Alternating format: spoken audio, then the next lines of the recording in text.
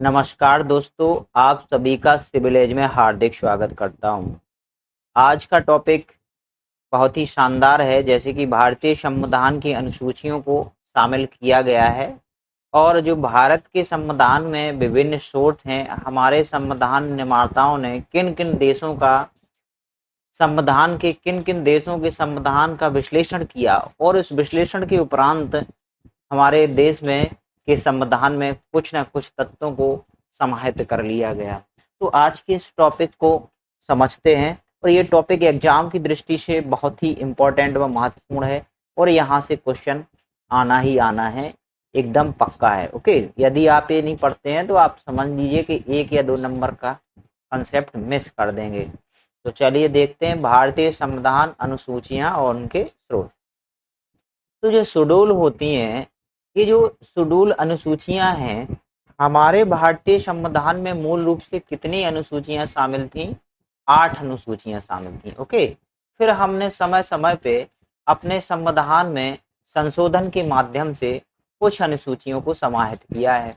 जैसे कि अनुसूची अभी वर्तमान में 12 हो गई हैं। अब आपसे क्वेश्चन में सिर्फ यही पूछ लिया जाएगा कि अभी वर्तमान में कितनी अनुसूचियां हैं, ठीक है, हमारे संविधान में कितनी अनुसूचियां शामिल हैं। ओके, तो अब आपको पता होना चाहिए। तो अभी 1950 में जब हमारा देश गणतंत्र बना तो मूल रूप से 8 ओरिजिनल शेड्यूल्स इसमें शामिल की गई थी। फिर हमने संविधान संशोधन के द्वारा इस विकास यात्रा को आगे बढ़ाते हुए, यानी अनुसूचियों में कुछ तथ्यों व फैक्टों को शामिल करते हुए कितनी 4 अनुसूचियां और जोड़ी और अभी वर्तमान में ये 12 अनुसूचियां, करंट में कितनी शेड्यूल है हमारे संविधान में? 12 अनुसूचियां हैं। ओके, तो ये आप याद रखिएगा कि मूल संविधान में कितनी अनुसूचियां थी? तो 8 अनुसूचियां थी। अभी वर्तमान में कितनी अनुसूचियां हैं? तो 12 अनुसूचियां हैं। क्वेश्चन में इतना ही पूछा जाता है, आपसे इतना ही पूछ लेगा और आपको बताना पड़ेगा आंसर। ओके, चलिए नेक्स्ट देखिए।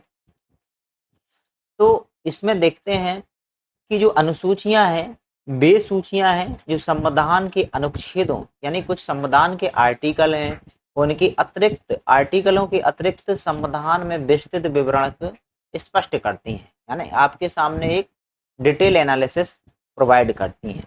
अब जो पहली अनुसूची है, पहली अनुसूची में राज्य के निर्माण व उनके नामों से संबंधित तथ्यों को शामिल किया गया है। प्रथम अनुसूची राज्यों के नाम व उनके न्यायिक क्षेत्र व संघ राज्य क्षेत्रों के नाम व उनकी सीमाओं को इसमें शामिल किया गया है। याद रखना, ये बहुत ही इंपॉर्टेंट है। जैसे स्टेट हैं, उसके नामों को पहले तो भाई हमारे भारत की जो शुरुआत होगी पहली अनुसूची की, तो किससे होगी? यदि अनुसूची है तो उसमें राज्यों को समाहित होना चाहिए। राज्य ही नहीं होंगे तो ये देश कैसे बनेगा? तो सबसे पहले प्रथम अनुसूची जो है वो राज्यों के नाम व उनके न्यायिक क्षेत्र से संबंधित है। इसमें राज्य अकेले नहीं है, यानी स्टेट है व यूटी है। जब हमारा देश आजाद हुआ तो उस समय कितने? 14 राज्य व 6 यूटी थी। ये आप याद रखना, ये पीएससी में डायरेक्ट क्वेश्चन फ्रेम हुआ है। ठीक है, नेक्स्ट देखिए। अब हम प्रथम अनुसूची के बाद इसमें आर्टिकल 1 से 4 तक विवरण दिया गया है। ठीक है, चौथी अनुसूची के बारे में देखते हैं। दूसरी अनुसूची देखिए, आप चौथी पे मत पहुंचिए पहले, है ना। दूसरी अनुसूची में वेतन, भत्ते व विशेषाधिकार सम्मिलित हैं। तो किसके वेतन भत्ते सम्मिलित हैं और किसके विशेषाधिकार सम्मिलित हैं, ये हमें जानना एकदम जरूरी है। ये किन किन आर्टिकलों से संबंधित है, ये आर्टिकल आपके सामने लिखे हुए हैं। ठीक है, तो प्रमुख संवैधानिक पदाधिकारियों की, अब संवैधानिक पदाधिकारियों की जो परिलब्धियां होती हैं, उनके जो वेतन होते हैं, भत्ते होते हैं, यानी विशेषाधिकारों का संरक्षण इस दूसरी अनुसूची के माध्यम से किया गया है। तो दूसरी अनुसूची में जैसे संघ में कौन कौन होते हैं भाई? राष्ट्रपति, उपराष्ट्रपति होगा, है ना, सभापति, उपसभापति होगा, लोकसभा, उसके संसद सदस्य होंगे। ये सब मतलब इसके अंतर्गत आते हैं। भारत के राष्ट्रपति, उपराष्ट्रपति, ठीक है, भारत के राष्ट्रपति। क्योंकि उपराष्ट्रपति इसमें क्यों शामिल किया गया है? क्योंकि उपराष्ट्रपति तो राज्यसभा का जो उपराष्ट्रपति होता है वो राज्यसभा का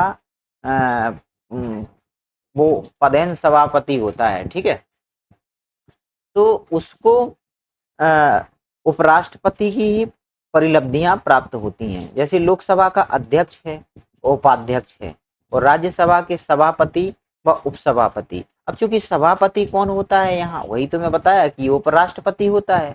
उपराष्ट्रपति को सभापति बनाया जाता है, किसका, राज्यसभा का। तो वो उपराष्ट्रपति की परिलब्धियां विशेषाधिकार भत्ते प्राप्त ना करके सभापति के प्राप्त करता है। ठीक है, तो इसलिए यहाँ राष्ट्रपति नहीं लिखा है। और राज्यों के राज्य में राज्यपाल होगा, जैसे यहाँ लोकसभा के अध्यक्ष उपाध्यक्ष हैं, यहाँ विधानसभा हो जाएगा स्टेट में। और विधान परिषद यानी इसका उच्च सदन विधान परिषद होता है, इसका उच्च सदन राज्यसभा होता है, ये निम्न सदन लोकसभा है। ठीक है, तो यहाँ लोकसभा और राज्यसभा और न्यायपालकों का ऑडिट भी होगा। जैसे इसमें कैग को शामिल किया गया है, नियंत्रक, जो भारत के नियंत्रक महालेखा परीक्षक हैं, है ना, और उच्च न्यायालयों के न्यायाधीश और सर्वोच्च न्यायालय के न्यायाधीशों को इस दूसरी अनुसूचियों के अंतर्गत, यानी दूसरी जो शेड्यूल है उसके अंतर्गत परिलब्धियां भत्ते व विशेषाधिकार शामिल है। ठीक है, तो ये दूसरी अनुसूची आप ध्यान में रखिएगा। अब बात करते हैं तीसरी अनुसूची की। तो तीसरी अनुसूची में शपथ व प्रतिज्ञान है। ठीक है, तो अब आप देखिए पहली अनुसूची में क्या हो गया, इनकी मान के चलो हमने राज्यों को शामिल किया व स्टेट को शामिल किया व उसके न्यायिक क्षेत्र, ये प्रथम हो गए। फिर उस राज्यों को चलाने के लिए संवैधानिक पदाधिकारी शामिल किए। तो संवैधानिक पदाधिकारियों को जैसे ही आप शामिल करोगे तो उनके वेतन भत्ते विशेषाधिकार उपलब्धियां आपको देनी पड़ेंगी। यानी हम इसमें पेन से लिखते हैं जो आपको समझ में आएगा। मान के चलिए कि पहले हमने यूटी का और अपने स्टेट का यूनियन बना लिया और उनके न्यायिक क्षेत्र, ये आपकी प्रथम अनुसूची में हो गया। ठीक है, फर्स्ट में हो गया। अब जब ये फर्स्ट में हो जाएंगे तो सेकंड में ये हो रहा है कि सेकंड में हमें क्या चाहिए, सेकंड में इस स्टेट को यूटी को चलाने के लिए कुछ विशेषाधिकारी संवैधानिक पद चाहिए। तो जो संवैधानिक पद होते हैं उस संवैधानिक पद के उन्हीं वेतन भत्ते भी आपको देना पड़ेगा। फिर तो ये क्या होते हैं, जैसे कि लोकसभा राज्यसभा के पदाधिकारी, उनके सदस्य, विधानमंडल व विधान परिषद राज्य में उनके पदाधिकारी व सुप्रीम कोर्ट के एससी के जज यानी न्यायाधीश और एचसी के न्यायाधीश, इनके वेतन भत्ते और विशेषाधिकार शामिल हैं। ठीक है, इसमें कैग को भी आप शामिल कर लीजिए। ठीक है, ये अनुसूची 2 है। अब आप वेतन भत्ते दे दिए इनमें, वो तीसरी अनुसूची में जब नियुक्त करेंगे इनको तो ऐसे नियुक्त नहीं करेंगे, उनको शपथ दिलाई जाएगी। ठीक है, क्या दिलाई जाएगी, शपथ, ऑथ एफर्मेशन। तो ये विभिन्न उम्मीदवारों पदाधिकारियों को द्वारा ली जाने वाली शपथ के प्रारूप है, मतलब इसमें प्रारूप दिया है। ठीक है, कि किस तरह की शपथ ये ग्रहण करेंगे। तो विधायिका लेजिस्लेटरी है, संसद के अभ्यर्थी, संसद के सदस्य, राज्य विधानमंडल के अभ्यर्थी व राज्य विधानमंडल के सदस्य यानी एमएलसी। ठीक है, एमएलए व MLC, member of legislative assembly और member of legislative counselling. Counselling में आपका विधानमंडल आ गया और असेंबली में आपकी पार्लियामेंट आ गई। ओके, मंत्रीगणों की शपथ पूरी इसी में शामिल होगी। न्यायपालिका व अन्य न्यायाधीशों की भी शपथ होगी, जैसे सर्वोच्च न्यायालय के न्यायाधीश, उच्च न्यायालय के न्यायाधीश और भारत के नियंत्रक महालेखा परीक्षक की शपथ ग्रहण किसमें शामिल होगा, तीसरी अनुसूची में। लेकिन इसमें ध्यान देने योग्य बात है, तो ध्यान देने योग्य क्या बात है कि जो राष्ट्रपति, उपराष्ट्रपति और राज्यपाल की शपथ होती है, ठीक है, राष्ट्रपति की, उपराष्ट्रपति की और राज्यपाल की, इस अनुसूची में नहीं है। कौन सी, तीसरी अनुसूची में नहीं है, बल्कि उनसे संबंधित कुछ अनुच्छेदों में यानी आर्टिकल में ये शामिल किया गया है। तो आप याद रखिएगा, इसको ध्यान में माइंड में रखिएगा कि राष्ट्रपति, उपराष्ट्रपति और जो हमारे राज्यपाल होते हैं उनका शपथ ग्रहण कुछ विशेष आर्टिकलों में दिया गया है, उनका शपथ ग्रहण अनुसूची 3 में नहीं दिया गया है। ओके, तो इसको याद रखेंगे तो आपका याद हो जाएगा। अब चौथी अनुसूची की बात करते हैं, तो राज्यों और केंद्र शासित प्रदेशों के लिए राज्यसभा में सीटों का आवंटन। ये क्वेश्चन बहुत बार पूछा जाता है, बहुत बार, कि कौन सी शेड्यूल्स है, चौथी अनुसूची है, कौन सी शेड्यूल्स है जो राज्यसभा में राज्यों व यूटी का प्रतिनिधित्व करता है। तो ये राज्यों यानी स्टेट का और यूनियन टेरिटरी, इसके सदस्यों का प्रतिनिधित्व राज्यसभा में है, वो चौथी अनुसूची में शामिल किया गया है, यानी 4th शेड्यूल में। ओके, तो इससे संबंधित अनुच्छेद नीचे लिखे गए हैं 4 से 80 तक। ओके, नेक्स्ट देखिए, अब 5वीं अनुसूची की बात करते हैं।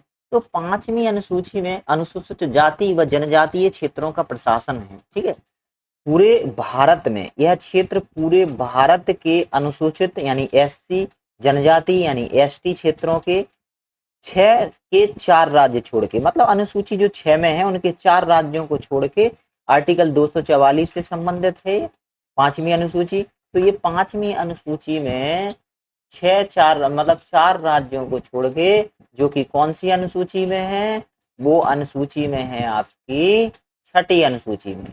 उसमें आपके 5वें अनुसूची में जनजातियों के प्रशासन से संबंधित अधिकार क्षेत्रों से संबंधित उसको शामिल किया गया है, जैसे एससी और एसटी से संबंधित क्षेत्र। ओके, वो उनके प्रशासन। अब 6ठी अनुसूची में बात करते हैं, तो जो 4 राज्य 5वीं अनुसूची में छोड़े गए थे, वो 4 राज्य इसमें शामिल किए गए हैं।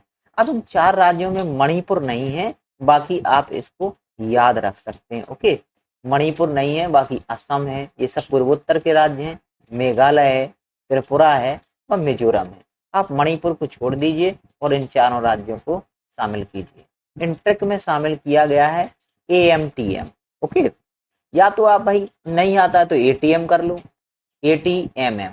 ओके, ATM से आपको ज्यादा रहेगा, है ना, या तो फिर आप आत्मा कर लो। ठीक है, आत्मा, है ना। तो इस तरह से आपको ट्रिक याद करना है इसको, यानी मणिपुर याद छोड़ देना, आप असम ले लेना, मेघालय लेना, यहाँ पे आप त्रिपुरा ले लेंगे और ये मिजोरम ले लेंगे। तो मणिपुर इसमें नहीं है। तो 6ठी अनुसूची में 4 राज्य हैं, जिसमें कि आपका असम है, मेघालय है और त्रिपुरा है, ठीक है, और मिजोरम है। इसमें मणिपुर को शामिल नहीं किया गया है। तो इसमें मणिपुर को 5वीं अनुसूची में शामिल किया गया है। 5वीं अनुसूची में तो सभी राज्य हैं, 4 राज्य को छोड़ के, वो 6ठी अनुसूची में 4 राज्य हैं। ओके, तो 5वीं 6ठी अनुसूची आपको याद रखना चाहिए, याद रहेगा आशा करता हूँ। अब बात करते हैं 7वीं अनुसूची की। ठीक है, तो 7वीं अनुसूची वो हमारे केंद्र में शक्तियों के विभाजन से है, यानी ये संघीय व्यवस्था से संबंधित है, यानी डिवीजन ऑफ पावर है, यानी जो पावर है उसका विकेंद्रीकरण करके हमने राज्य यूटी व स्टेटों में बांट दिया गया है। ओके, केंद्र और राज्यों की मध्य शक्तियों का विभाजन है, ये आर्टिकल 246 में है, याद रखना, अनुच्छेद 246 के तहत है केंद्र व राज्यों की मध्य शक्तियों का विभाजन। तो शक्तियों का विभाजन हमने 3 प्रकार से किया है। एक तो केंद्र के लिए केंद्र सूची रखी, राज्य के लिए राज्य सूची रखी, और दोनों के कानून बनाने के लिए हमने उसमें समवर्ती सूची को रखा है। अब संघ सूची एक ऐसे विषय है जो मान के चलो फोर्ट है, विमानपत्तन है, यानी बड़े बड़े विषय है, परमाणु है ना, जो केंद्र के संरक्षण में आते हैं। ठीक है, तो इनमें कुल मूल संविधान में 97 कितने थे विषय थे। ठीक है, मूल रूप से वर्तमान में 100 हो गए, फिलहाल 98। देखो ये लक्ष्मीकांत में 98 लिखा है, कहीं कहीं 100 आंसर आता है, लेकिन मूल रूप से संविधान में कितने थे 97। संघ सूची में सिर्फ केंद्र को अधिकार है कि वो शासन मतलब कानून बना सकता है, किसको, केंद्र सरकार। अब राज्य सूची के विषय पे जैसे स्टेट लिस्ट में मूल विषय 66 थे, लेकिन घटकर अभी 61 रह गए हैं। ठीक है, वर्तमान में कितने विषय हैं, मूल रूप से 59, फिलहाल 59 विषय। ठीक, 61 विषय है, इसमें 59 लक्ष्मीकांत का लिखा है। अब इसमें समवर्ती सूची में, समवर्ती सूची वह सूची होती है जिसमें समय समय पर केंद्र व राज्य दोनों सरकारें कानून बना सकती हैं, लेकिन यदि केंद्र ने कानून बना दिया समवर्ती सूची के किसी विषय पर और उसी विषय पर मान के चलो राज्य ने कानून बना दिया, तो राज्य के कानून का अधिग्रहण हो जाता है। उस समय कानून किसका माना फोर्सफुली माना जाएगा, केंद्र सरकार का। राज्य के कानून को उतनी वरीयता नहीं दी जाती है। ओके, तो आप याद रखना। तो इसमें 47 विषय थे मूल विषय, इसमें 66 थे, इसमें 97 थे, तो अभी 98 हो गए हैं, यहाँ 59 विषय हो गए हैं और 52 विषय, ये सही है, लेकिन यहाँ वर्तमान में 61 विषय हो गए हैं, इसमें 100 विषय हैं। ठीक है, ये याद रखना, ये शक्तियों का अपना डिवीजन हो गया।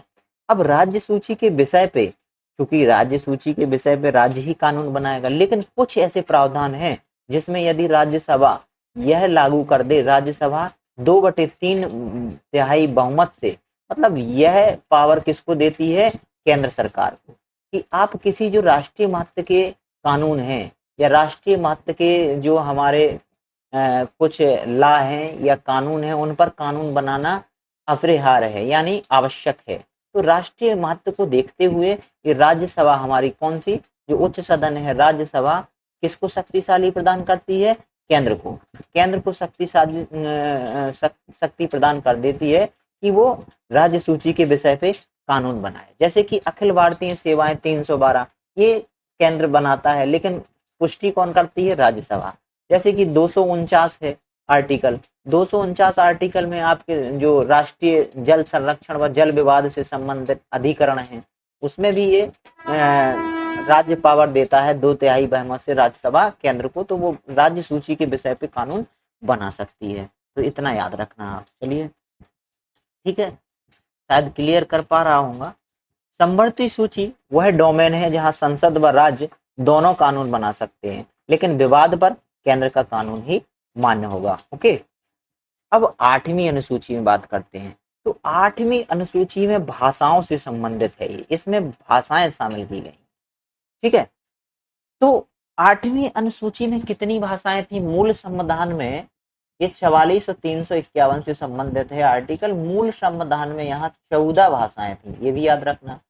फिर भाई 14 भाषाओं के बाद 21 में अमेंडमेंट संविधान संशोधन 1967 में आया, तो एक भाषा को जोड़ा गया, सिंधी भाषा को। तो अब भाषाएं कितनी हो गई? 15। अब फिर 71वां संविधान संशोधन आया 1992 में। ओके, 1992 में 71 आया, इससे हमने 3 भाषाओं को जोड़ दिया। मैं आपको इसको सिखाता हूँ नमक, एक ट्रिक है नमक, इस ट्रिक के माध्यम से सीखिए आप। नमक में क्या है? नेपाली, एम से मणिपुरी, का से है कोंकणी। ठीक है, ये आप याद रखिए।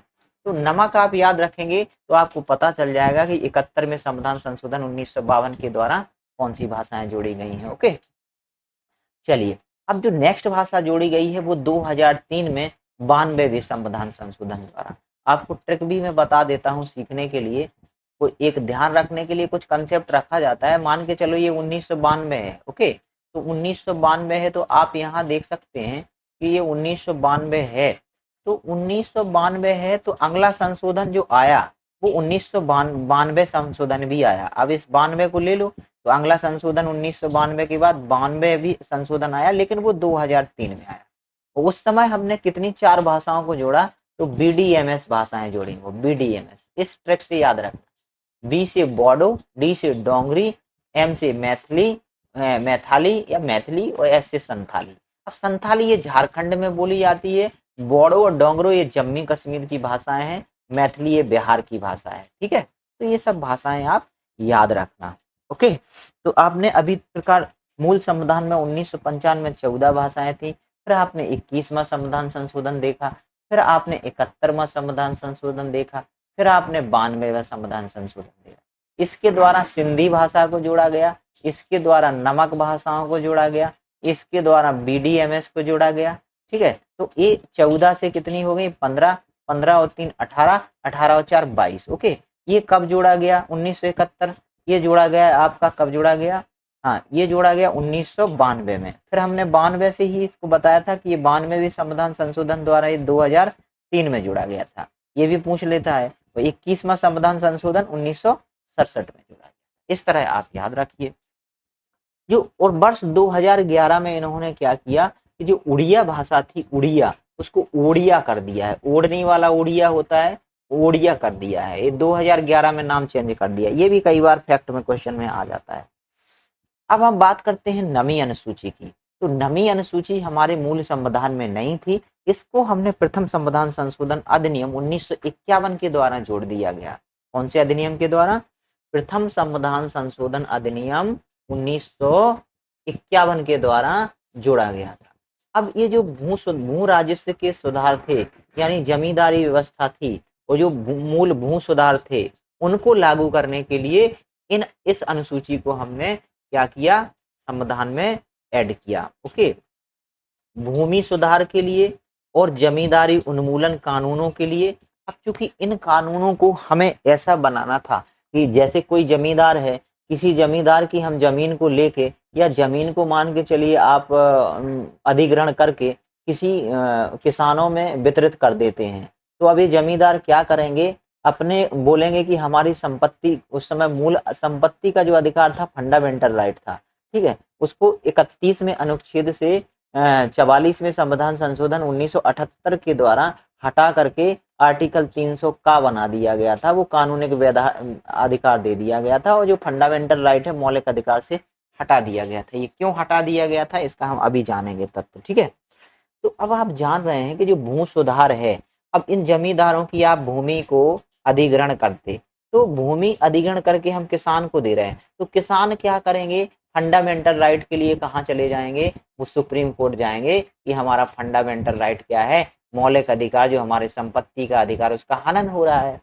तो जो हमारी संसद थी, वो जो हमारे संवैधानिक प्रक्रियाएं थी और जो हमारे उस समय नीति निर्माता थे, तो उन्होंने कदमों को उठाते हुए एक ऐसा डिसीजन लिया जिससे इस डिसीजन के माध्यम से ये भू सुधार व जमींदारी उन्मूलन के जो कानून थे उनको नवीं अनुसूची में प्रथम संविधान संशोधन के तहत रखा गया। उसमें संशोधन करके यह जोड़ दिया गया कि ये न्यायिक समीक्षा के बाहर है, यानी जो सुप्रीम कोर्ट है, सुप्रीम कोर्ट की न्यायिक समीक्षा के बाहर है।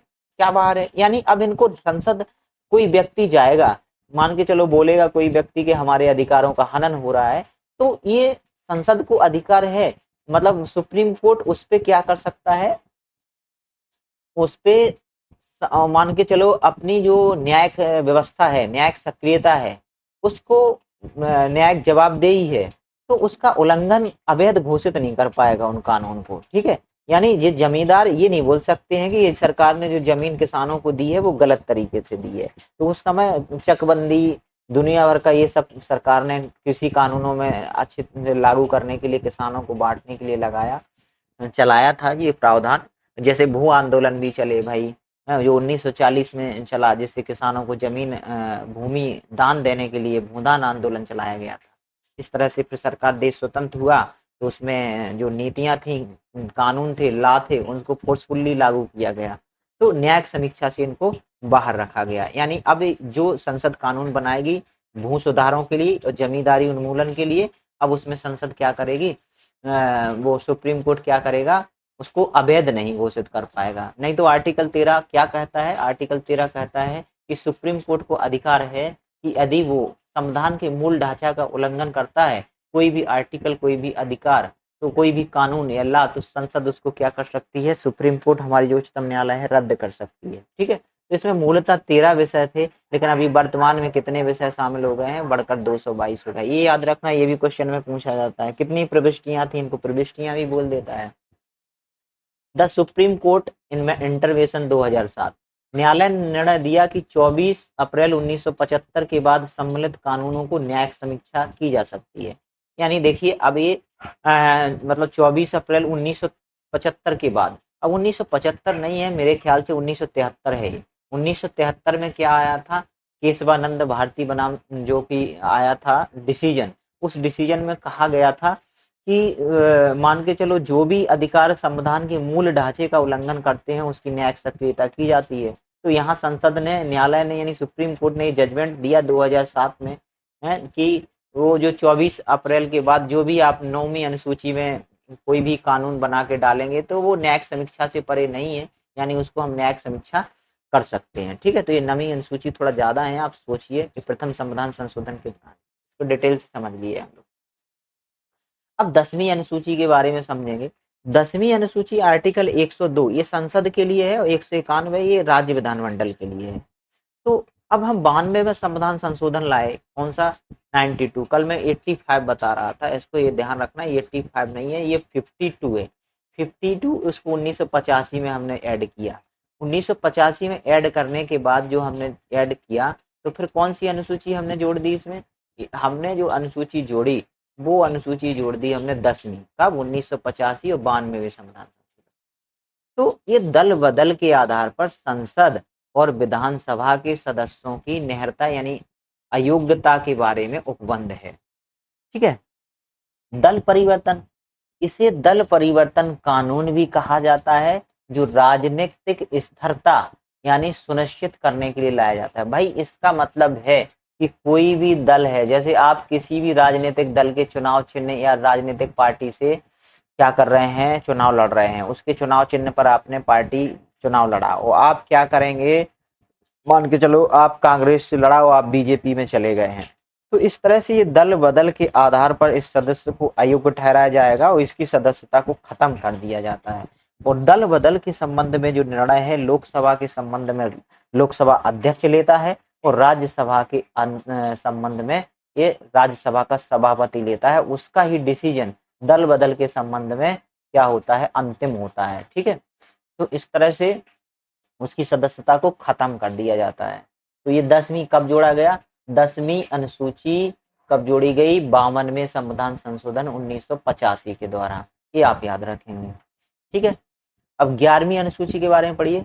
11वीं अनुसूची ये पंचायतों से संबंधित है और 12वीं अनुसूची ये आपकी स्थानीय, ये दोनों स्थानीय स्वशासन से है, यानी जो लोकल सेल्फ गवर्नमेंट होती है, लेकिन ये नगर निकायों से संबंधित है और ये पंचायतों से संबंध है। ठीक है, तो इनमें पंचायतों की शक्तियां हैं, प्राधिकार है व जिम्मेदारियां हैं। तो इसको कब जोड़ा गया, 73वें संविधान संशोधन 1992 के द्वारा। दोनों 1992 के द्वारा जोड़ी गई, लेकिन जो 12वीं 11वीं जोड़ी गई वो 73 के द्वारा और 12वीं जोड़ी गई वो ये भी 74 में जोड़ी गई। कब जोड़ी गई, 1974 में, सॉरी 74 में संविधान संशोधन। ईयर तो सेम था, यानी ईयर 1992 दोनों का सेम था, लेकिन ये 73 में, 11वीं 73 में और 12वीं 74 में, नगर पालिकाओं से, ये पंचायतों से, इतना है। इसमें 29 विषय हैं, इन विषयों पर जो पंचायत है वो कानून बना सकती है, तो इसमें 18 विषयों को शामिल किया गया है।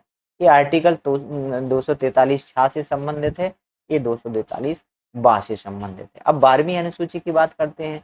तो 12वीं अनुसूची हो तो गया भाई, अनुसूचियां आपकी खत्म हो गई हैं, 12वीं अनुसूची खत्म हो गई है।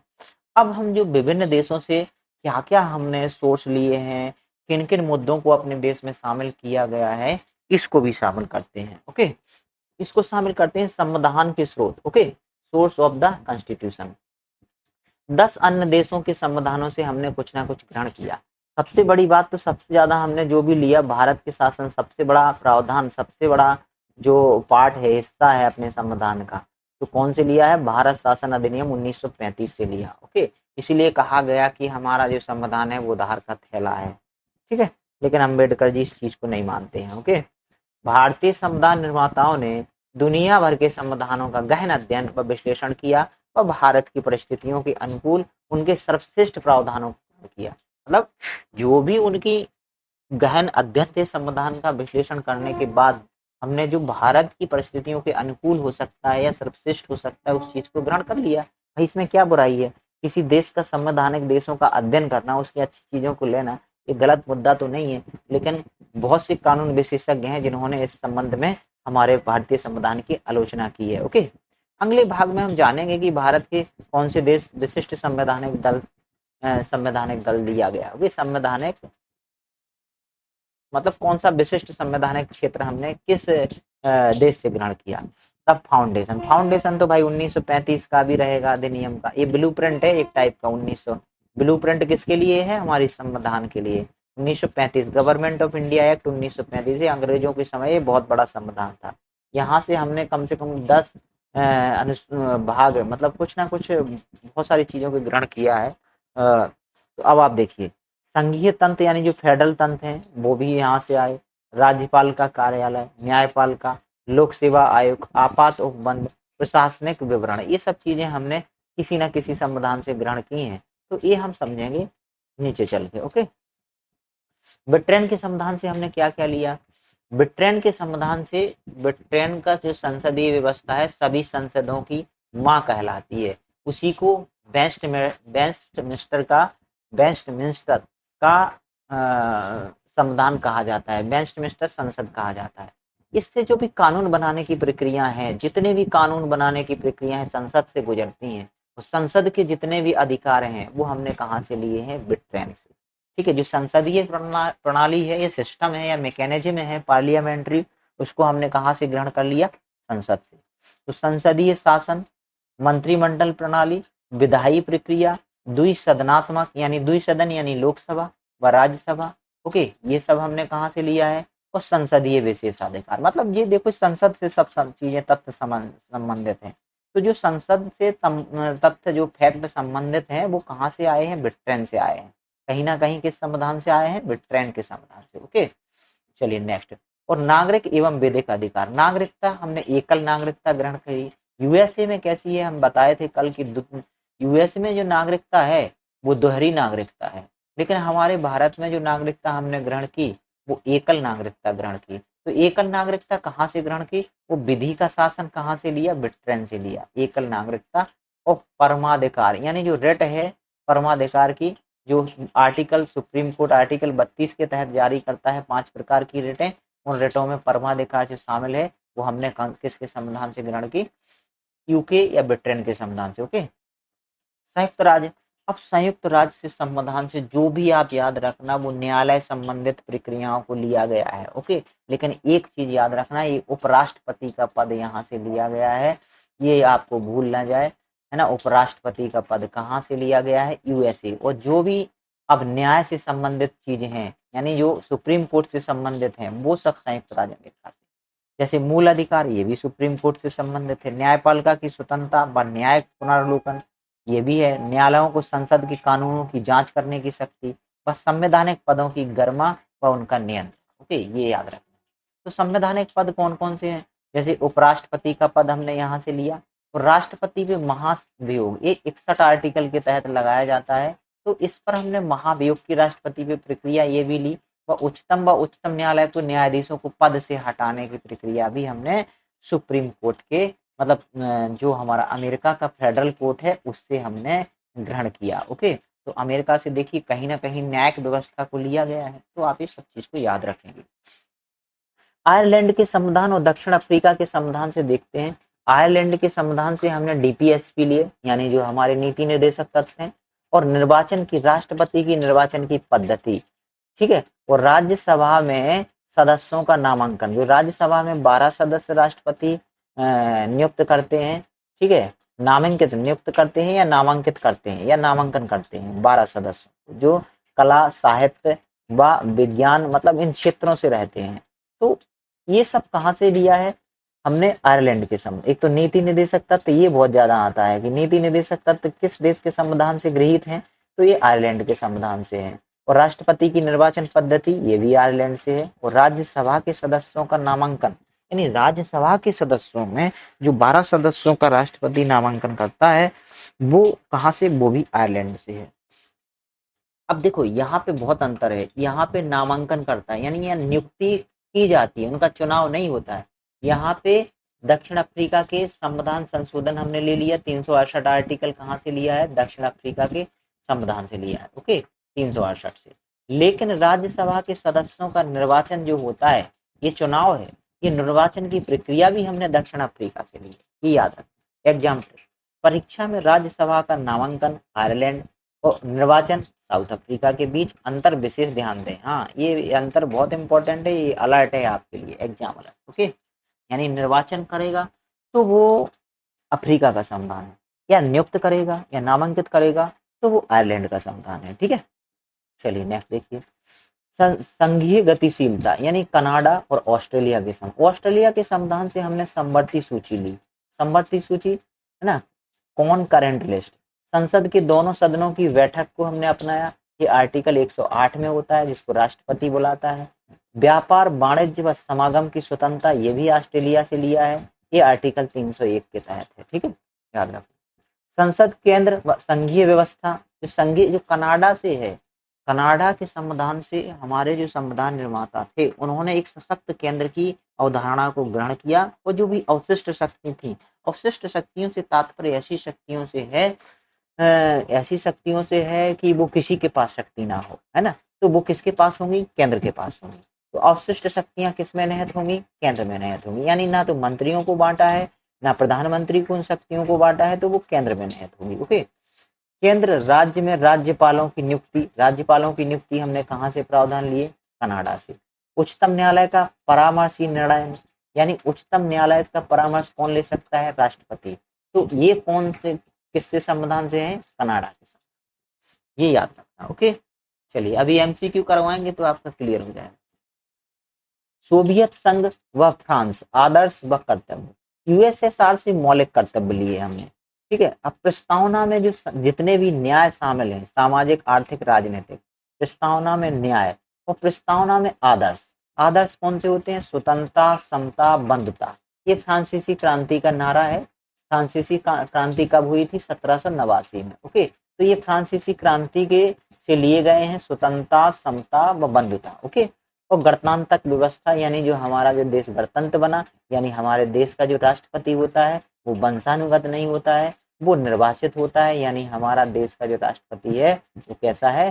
गणतंत्र है। ओके, तो इस तरह से हमने राष्ट्रपति के निर्वाचन की जो प्रक्रिया है, गणतंत्रात्मक प्रक्रिया है, वो निर्वाचन की नहीं, यानी गणतंत्रात्मक व्यवस्था हमने फ्रांस से ली है। और स्वतंत्रता, समता, बंधुत्व ये आदर्श हैं जो प्रस्तावना में शामिल किए गए वो फ्रांस के संविधान से हैं। और प्रस्तावना में न्याय जो सामाजिक, आर्थिक, राजनीतिक और मूल कर्तव्य यानी फंडामेंटल ड्यूटीज, ये हमने यूएसएसआर के संविधान से ग्रहण की। ठीक है, नेक्स्ट देखिए आपातकाल और विधिक प्रक्रिया। आपातकाल जर्मनी से, जैसे कि जितने भी 3 प्रकार के आपातकाल हैं, जापान से हमने विधिक प्रक्रिया को विधि द्वारा स्थापित प्रक्रिया। अब यहाँ 3 चीजें आप याद रखिए।